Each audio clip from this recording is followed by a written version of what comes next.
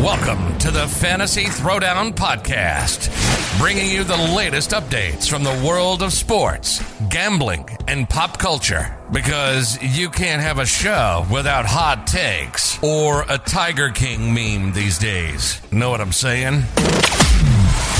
Now, with over 200 episodes and ready to get after it again, here's your host, Dwayne Callender.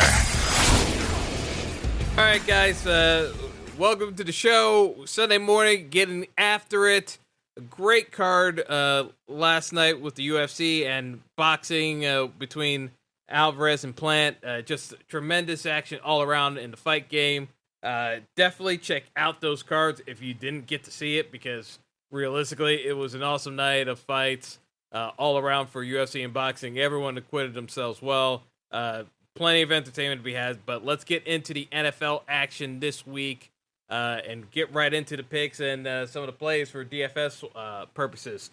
We got the Falcons traveling to the Superdome to play the Saints. Saints 6.5-point favorites. Here's the deal. Trevor Siemian is starting for the Saints again because obviously with the news of Jameis Winston blowing out his knee, he's done for the year. You've got essentially, I would say, like, I wouldn't even call Simeon a top quality backup. He's been a starter in the league before. He knows what he needs to do. You're just not going to get a whole lot of action in terms of plays down the field with Trevor Siemian. He did well in relief against Tampa, but Tampa is so bad in the secondary. But Atlanta's not that much better either. So, I still think the Saints are the better squad. They're going to run the ball at least. And, you got to think that Alvin Kamara is going to get a bulk of the workload. The thing that scares me about Kamara and playing him in fantasy now is that, yes, Mark Ingram is going to take away the goal line carries. Just accept it now, folks. It's going to happen. So don't tilt when Kamara does not get the ball at the goal line, because that is going to be Mark Ingram's role quite a bit, is getting those goal line carries. And I wouldn't put it out of the realm possibility that Taysom Hill is clear to play. So you can definitely get Taysom in the red zone plays, which also hurts Kamara from a pass catching standpoint in the red zone as well, because you want to play Kamara.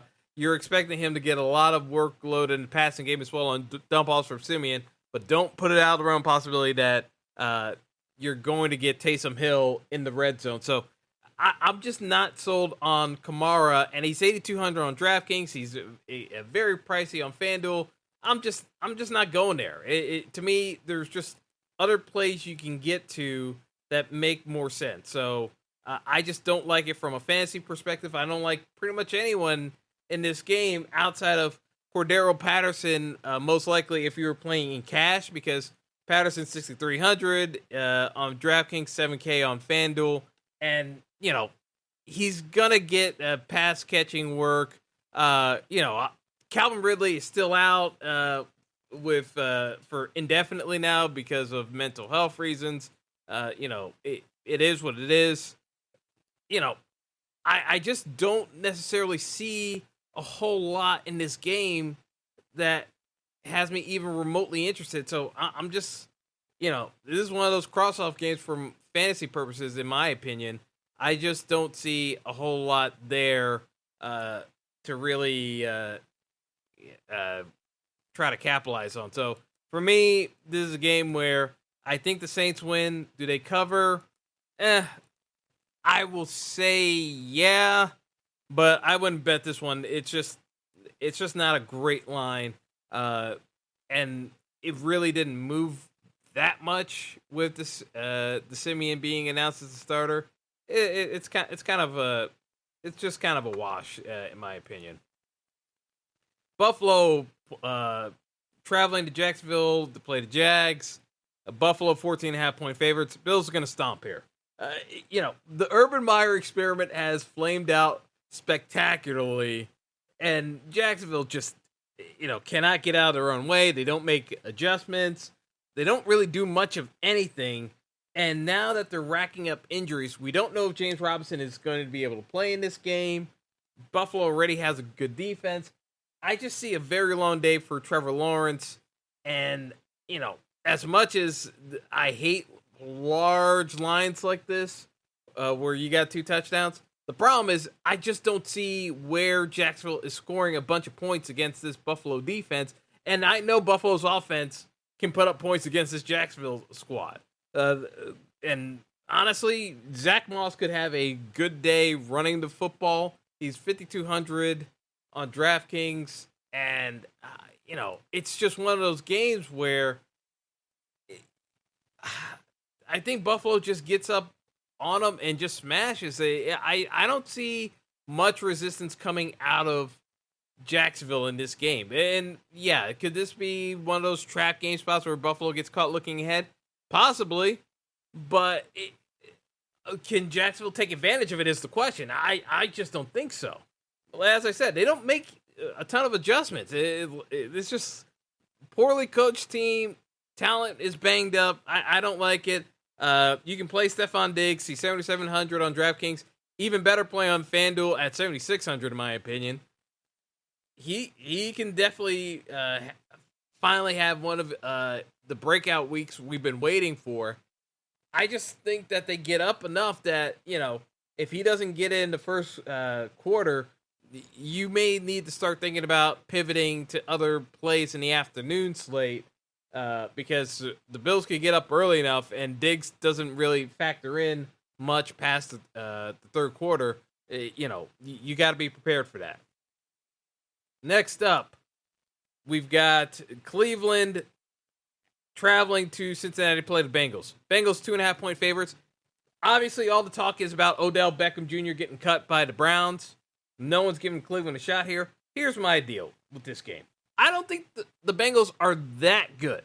I think a lot of the success the Bengals have had is because of their talent with Joe Burrow and Jamar Chase. I don't think the Bengals effectively used their talent on that squad, which is leading to a lot of just throw and catch between Burrow and Chase. And I haven't been that impressed with Zach Taylor as a head coach with the Bengals. The Bengals should be a better squad than what they've shown. And with everything going on with Cleveland, with listening to the media, nothing rallies the team more than just the media just pounding on them about how dysfunctional they are. And yes, while there's a possibility that, they open up the passing game to make it look that Baker Mayfield's playing so well and peppering all of his receivers and Odell was the problem, I don't really buy it. I think they get back to basics and just run the ball and execute, because that's what cost them against the Steelers, not doing the basic fundamentals. So my whole take on this is the Browns just got to get back to what they do best: run the ball, don't get cute, and make it and get a W here, because. At the end of the day, they're 4-4. They can't fall further behind in the division with the squads they're going up against. They need to get going. Bottom line. So the best way for the Browns to get it done is run the ball with Nick Chubb and just let the man go to work. Yes, Jarvis Landry is going to be a factor in the passing game. He was always going to be a factor in the passing game because Baker focuses on Landry anyway. So to me, I don't think it's that much of a huge boost up with OBJ being gone for Landry, because OBJ and Baker did not have a rapport anyway. It was obvious. So at 5,100 on DraftKings, it's just too cheap of a price tag for Landry. I love playing Landry in this spot. And yeah, I'm going to keep playing Jamar Chase at 7,500 until he really busts for me to get off of it. If you're playing Burrow, you should be playing Burrow with Jamar Chase. Yes, I know the price tag on T. Higgins is 5,300 and he's getting targets. Great. Do it with a two-man stack at wide receiver with Chase. To me, just doing T. Higgins alone, I don't think it gets you there. I don't think they've done enough with T. Higgins. And this is part of my complaints with the Cincinnati offense. They haven't been creative enough using their offensive weapons because T. Higgins should be way more of a factor. And you still have Tyler Boyd. Again, Cincinnati has an embarrassment of riches in the passing game, and they have Joe Mixon as a running back. There's no reason why the Bengals can't be more dangerous on offense than what they've shown. Because they've shown flashes, but they haven't been consistent, and that's because they don't actually maximize the talent available. Bottom line. So, with that being said, I think Cleveland needs it more, and they rally around as a group to get it done. So, I'm taking Cleveland as the dog, and I think they win outright. But I do like the pieces for Cincinnati, and I told you I like Landry, I like Chubb in this game. I think this game does score a bit, and the price tags are decent enough where you don't need it to be a fiesta type game to have it pay off. But I definitely feel as though they're going to have opportunities to put points on the board. Dallas hosting Denver. Denver basically trading everyone under the sun. So Von Miller's out the door. They made a couple other trades. The Denver is about as ready of a club to pack up the tents and go home. Dallas, prime spot. You know, you got your win with Cooper Rush. You know, you can bring Dak back in and realistically ease him back into the offense. Don't get crazy here.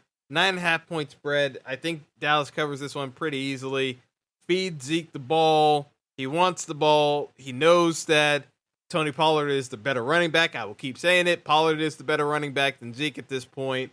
But, you know, with that being said, it motivates Zeke to run hard because he knows the pressure's on him with Pollard in that backfield as well to ball out. So I like the Cowboys quite a bit. I will play Zeke in fantasy because, as I said, he has more than enough motivation to keep pounding on teams. And a team like Denver that's ready to pack it in, this is a great showcase spot. He's $7K on DraftKings. More expensive on FanDuel to fit in at $8,200.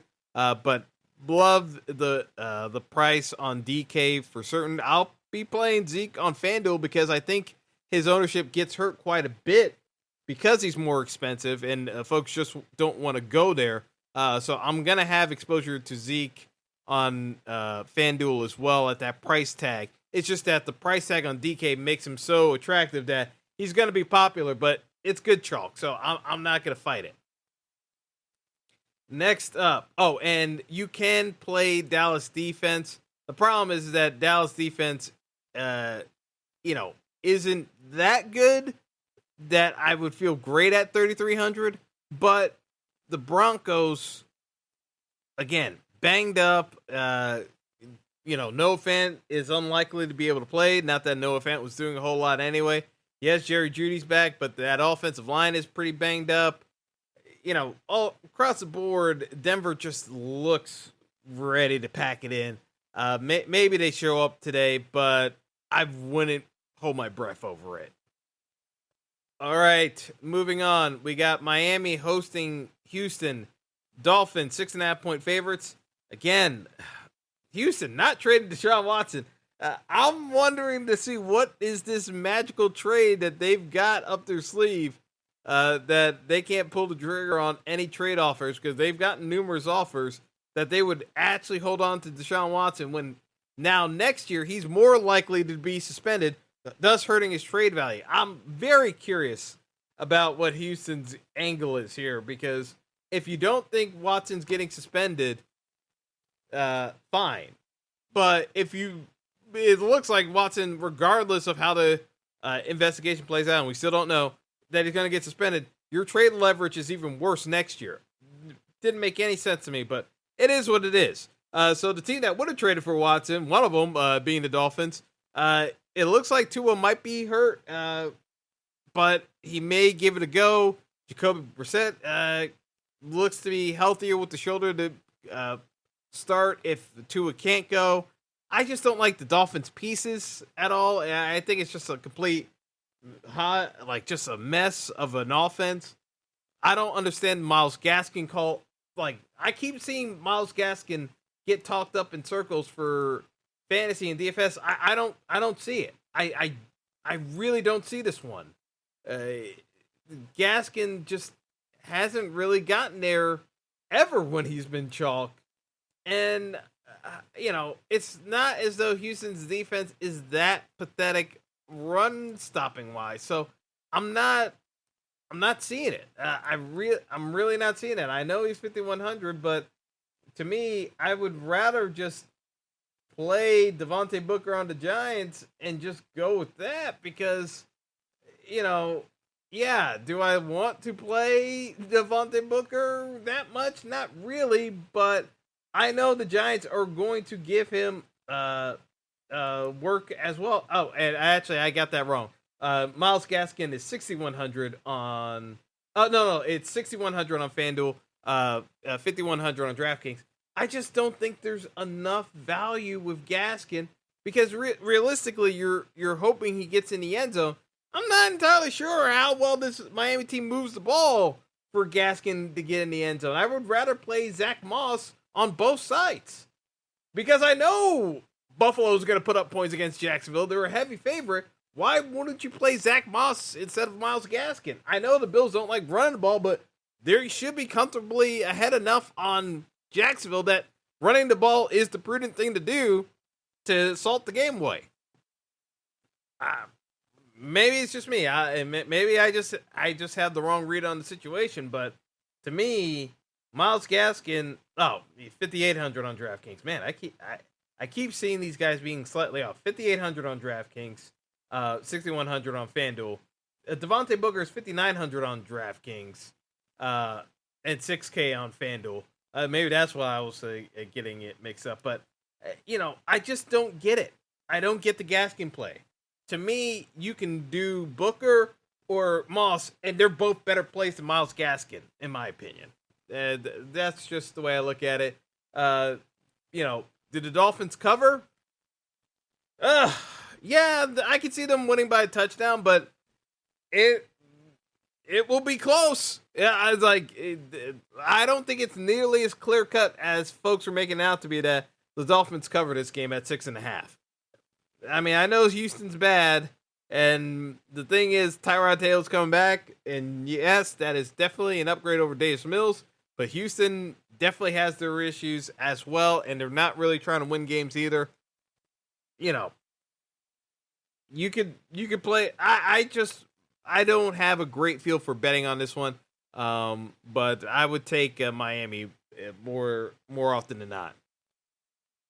All right, the Raiders traveling to play my Giants.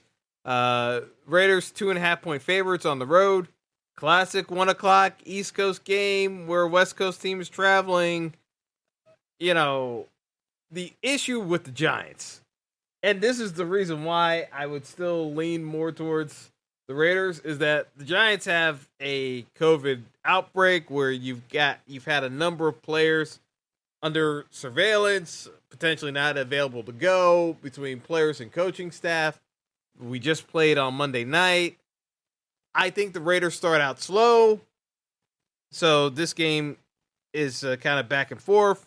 And then I think eventually the Raiders take control and win it by a field goal, or maybe it's a 4-point game. This game stays close, though. But I don't see the Giants winning this game.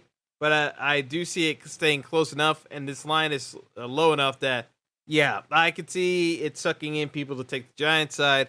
I'm just going to lean more towards the Raiders taking care of business and moving on from there. All right, next up. In terms of other fantasy pieces, I should say, outside of Devontae Booker, I do like Hunter Renfrow for the Raiders on DraftKings. He's 4,800. Kadarius Toney is 5,200 on DraftKings. I do like those pieces from a wide receiver standpoint. I just don't think there's a ton of scoring to prioritize this game now. So I would basically only play one guy by and large from this game, at most two. But if I was playing two, it'd probably be the run back between Toney and Renfrow, and then try to use the salary to go up in other areas. But I just want to prioritize too many pieces. The game I am going to prioritize a lot of pieces on: Minnesota traveling to play Baltimore Ravens, 5.5-point favorites. Here's the deal: I'm definitely going to be on Lamar Jackson. I like Marquise Brown. Rashad Bateman is slated to play this game as well. That Minnesota secondary, vulnerable to speed. Both those guys have it. Should be good plays. Mark Andrews certainly should be able to find space within that defense as well. And on the flip side, if we're looking at Minnesota, while Dalvin Cook is going up against a tough run defense, he can still catch the ball out of the backfield. And not to mention, Kirk Cousins does have Adam Thielen and Justin Jefferson as wide receiver targets to go to. Instead, if even on the underneath routes, Cook isn't there. I'm just saying this is the game I would be prioritizing in the early window because you got enough attacking pieces on the Ravens side, especially when you're factor in Lamar. I don't think Minnesota has an answer for him. I very much am on the Ravens this week. If it doesn't work out, it doesn't work out. But to me, I think that's the more logical play than anything else. But in terms of the lines,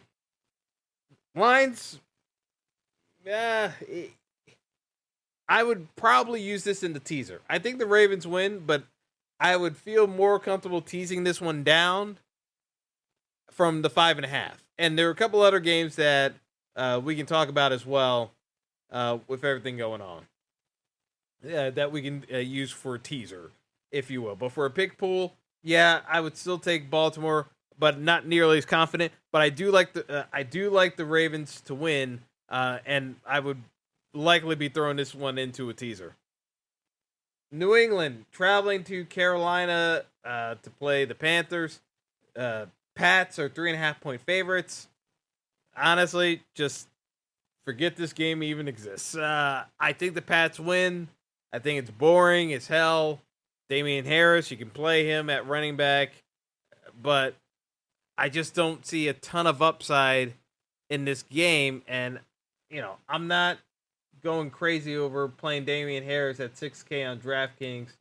And on FanDuel, he was pretty much in the same range. Yeah, 6,600 on FanDuel. I just don't see enough value with Damian. I'm saying Damian Williams. I mean Damian Harris.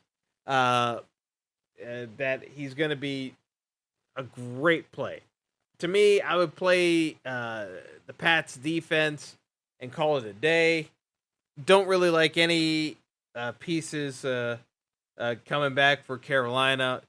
I know McCaffrey is supposed to be back today at 8K. Yeah, he could do it, but I could also see Bill Belichick being prepared for Christian McCaffrey and just going out of his way to shut him down. To me, this is not the spot to be playing McCaffrey coming back overall. The price tag is cheap at 8K, knowing what we know McCaffrey can do. Problem is, even if he's 100% healthy, I could see New England coming up with a scheme to shut him down. So I'm just avoiding this game entirely for DFS purposes. I just don't have any interest, but I do think the Pats win and they cover this one as well. Getting into the afternoon window, Chargers going to Philly to play the Eagles. Chargers 1.5-point favorites. To me, this one's very easy. Take the Chargers.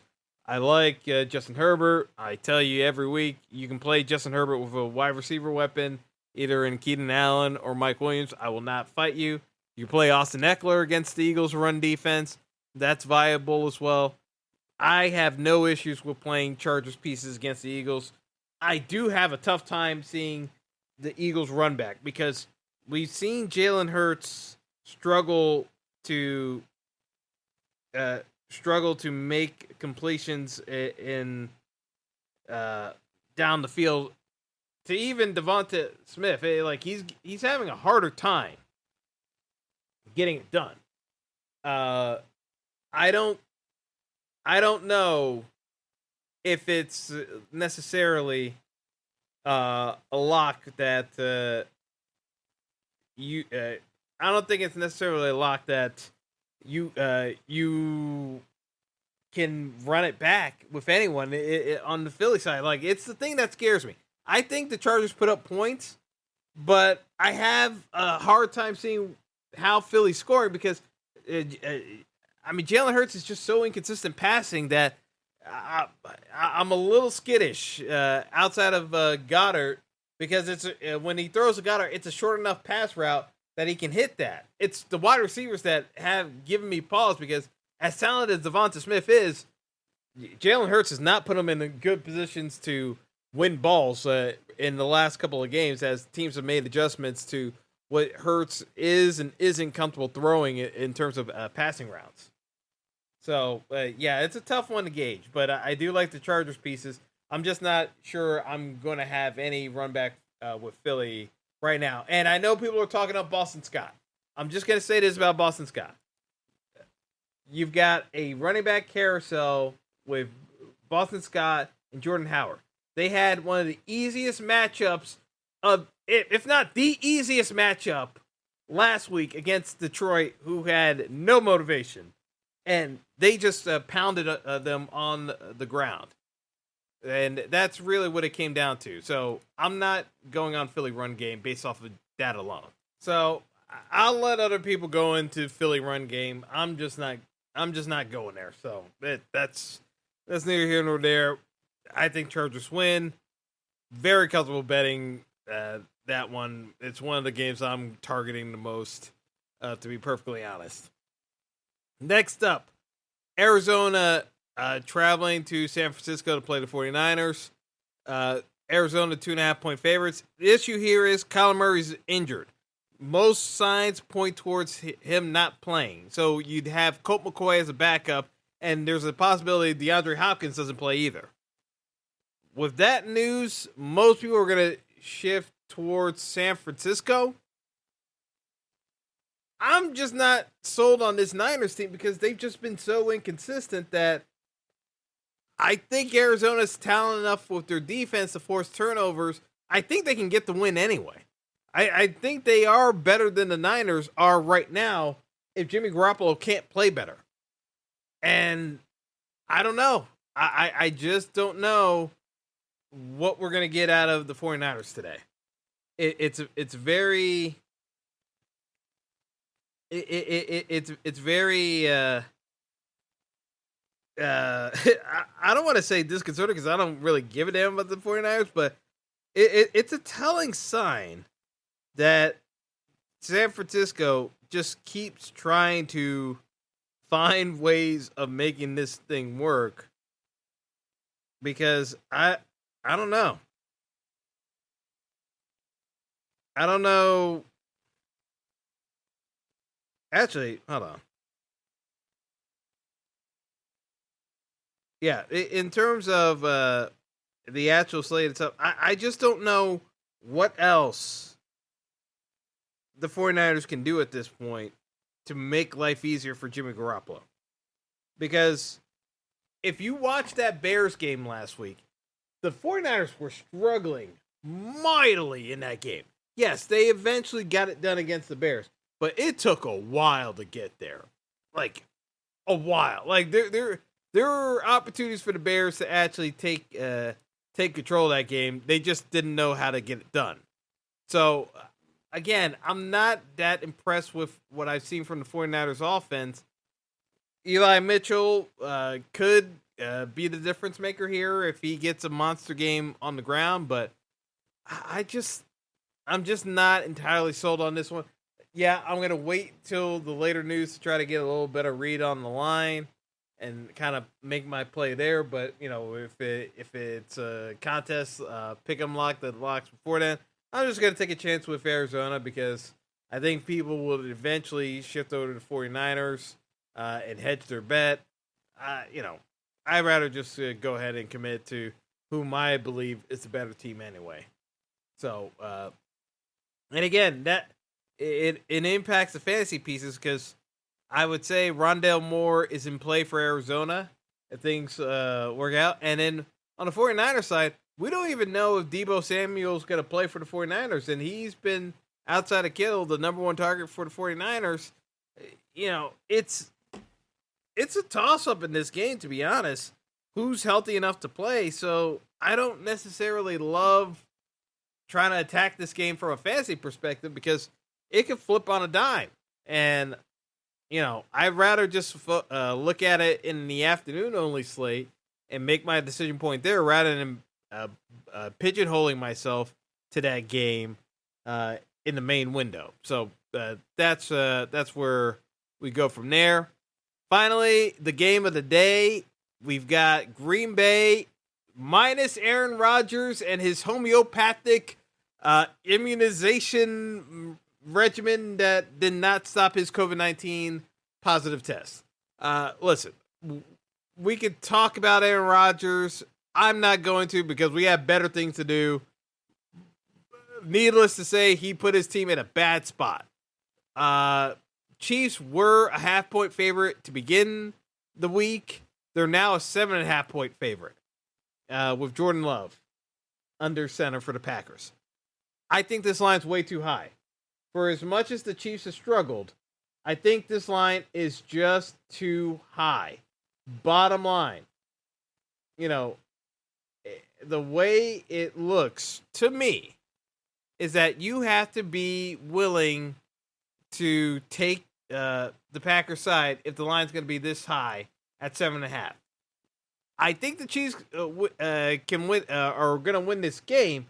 I just think that line is too high. I think Jordan Love can do enough against a terrible secondary that, to me, just trying to expect the Chiefs to win by more than a touchdown, I think that kind of puts you in a bad spot. That's just me. I don't agree with the play of going in a direction. I just don't agree with it because to me it's just not an ideal situation to be banking on the Chiefs to play well when they couldn't even play well against the Giants in what should have been a statement game win.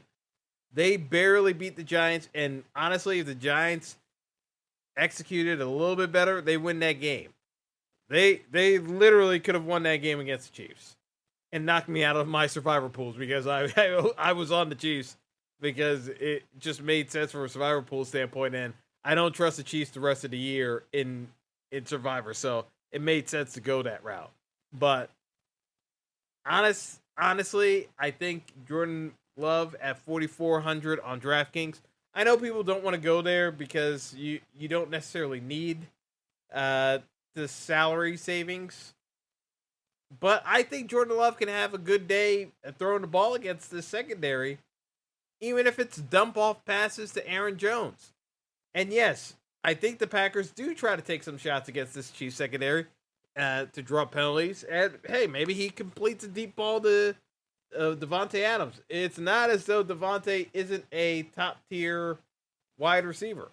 So to me, I don't see why you can't approach this game with playing Jordan Love, take the floor, and just load up on studs from this game as well. Because again, I think the Packers keep up with the Chiefs because the Chiefs just are so abysmal defending right now. It just makes all the sense in the world. So I like Tyreek Hill. I think Travis Kelce can have a bounce back spot, but the one caveat I'll say about that is I feel way more comfortable playing Tyreek Hill than I do Travis Kelce. Travis Kelce just looks hurt. When he's coming out of breaks, he just looks banged up. The Packers are just bad at defending tight end, amongst other positions in the secondary. I look at this and say the Chiefs can definitely do damage in the slot, so I love Tyreek. I think Kelce can get there as well. And if you're playing Jordan Love at 4,400, you have the salary savings to fit in multiple pieces in this game and play Aaron Jones and play Ezekiel Elliott and have running things. I know folks will say you don't need the salary savings, but listen, if it's there, why not take the opportunity to put together a few lineups with Jordan Love? If you're mass multi-entering, if it's your main lineup, you don't have to do it. But if you're mass multi-entering, to me, it makes all the sense in the world to have a couple of Jordan Love lineups and go from there. Bottom line, in my opinion, I think the Chiefs win this game, though. But this is one of the games I would be throwing into the teaser, because to me, if you throw this game in there, you tease it down to the field goal, I think the Chiefs win this game. And if, like I said, throw it in the teaser, you along with the Sunday Night Football game with the Rams at 7.5 points.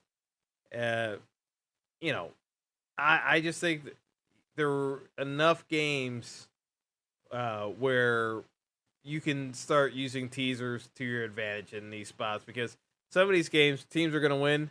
It's just not as likely that they cover. So you can definitely consider the teaser option, in my opinion, here. But I definitely like this Green Bay Kansas City game. I think Jordan Love opens up a ton of possibilities in terms of your roster construction to get creative, because it's not that you're looking for Jordan Love to put up huge stats.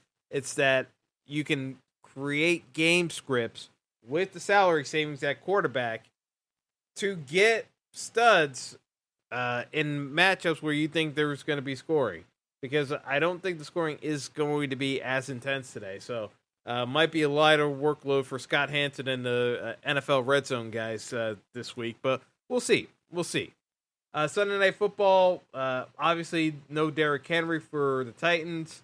The Rams 7.5 point favorites. I already mentioned this. Tease this game down. The Rams should win this one pretty comfortably.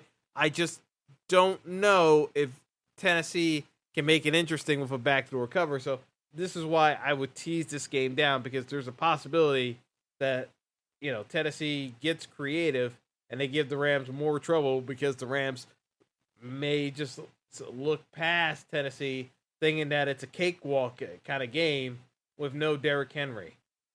It's certainly possible, in my opinion. So that's the way I kind of look at it. And man, this Monday Night Football game, woo! I am going to be struggling to stay awake. Bears traveling to Pittsburgh. Pittsburgh 6.5 point favorites. Man, I do not want to be taking the Steelers at 6.5 points, but this Bears offense is terrible and are essentially mismatched against the Steelers defense. So it's not so much that I like the Steelers so much as I hate this Bears offense with a passion. So we'll talk about the Monday Night Football game tomorrow. Actually, maybe we won't talk about the Monday Night Football game. I have nothing nice to say. But maybe we'll do an episode for showdown purposes, because that one could get interesting where we try to get a little bit more creative to win the slate, because it could end up being very chalky, to be perfectly honest. So that about wraps it up. We're going to get this uploaded and out the door for you guys so you can kind of think about your roster construction. But as I said, I think Jordan Love opens up a ton of possibility. Otherwise, go up to Lamar or Joe Burrow or Justin Herbert, or like those four quarterbacks, and just adjust with like how you want to stack the games from there on. But to me, I just think that Jordan Love gives you an opportunity to get really creative with your roster construction if you allow it to. That's just my thought, but we'll see how the slate plays out. But until next time, have a good one, everyone, and good luck today. Later. Thanks for listening to the Fantasy Throwdown Podcast. Be sure to like and subscribe to the show on Apple Podcasts, Google Podcasts, and all other major outlets.